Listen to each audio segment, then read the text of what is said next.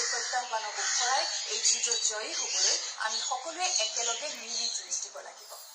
ভাৰতবৰ্ষৰ বিভিন্ন ৰাজ্য তথা অসমতো এতিয়া এই ভাইৰাছত আক্ৰান্ত লোকৰ সংখ্যা বৃদ্ধি পাবলৈ লৈছে। এনেকুৱা হ'ব পাৰে এতিয়াও বহু লোক আছে যাৰ দেহত COVID-19 ভাইৰাছ ইতিমধ্যে প্ৰবাহিত হৈছে, কিন্তু তেওঁলোকে গমেই পোৱা নাই। গতিকে আমি আৰু অধিক সতৰ্ক আৰু সাৱধানতা অৱলম্বন কৰিব লাগিব। মনত ৰাখিব, এই ভাইৰাছ COVID-19 কোনো প্ৰতিষেধক বা দৰৱ এতিয়ালৈকে আৱিষ্কাৰ হোৱা নাই।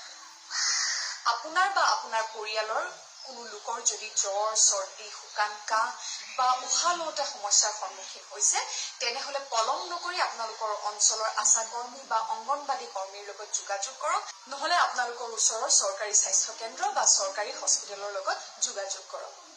নিজে চিকিৎসক হ'বলৈ চেষ্টা নকৰিব বা কোনো লাইচেন্স নথকা চিকিৎসকৰ দৰৱো সেৱন নকৰিব। ভয় নাখাব। এই ৰোগত আক্ৰান্ত হোৱা বহু সংখ্যক লোক আৰোগ্য হৈ উঠিছে। তাৰ বাবে প্ৰয়োজন সঠিক সময়ত সঠিক চিকিৎসা। COVID-19 কেনেকৈ সংক্ৰমিত হয় আৰু এই ভাইৰাছৰ পৰা কেনেকৈ সুৰক্ষিত থাকিব লাগে, সেই নিয়মসমূহ আপোনালোকে ইতিমধ্যে জানে। কিন্তু আহকচোন আকৌ এবাৰ উনুকিয়াই লওঁ। এই ৰোগত আক্ৰান্ত কোনো লোকৰ মুখ, নাকৰ পৰা থু বা খেকাৰৰ চিটিকনি প্ৰবাহিত হোৱা কোনো ঠাই বা বস্তু যদি আমি হাতেৰে স্পৰ্শ কৰোঁ আৰু হাত চাফা নকৰাকৈ আমি যদি নাক, মুখ বা চকুলৈ নিওঁ, তেনেহ'লে এই ভাইৰাছ অতি সহজে আমাৰ দেহলৈ সংক্ৰমিত হ'ব পাৰে। সেয়ে সঘনে হাত ধুই থাকিব। চাবোন 20 ছেকেণ্ডৰ বাবে হাতৰ তলুৱা, হাতৰ ওপৰৰ অংশ আৰু নখত ঘঁহি হাত পৰিষ্কাৰ কৰিব।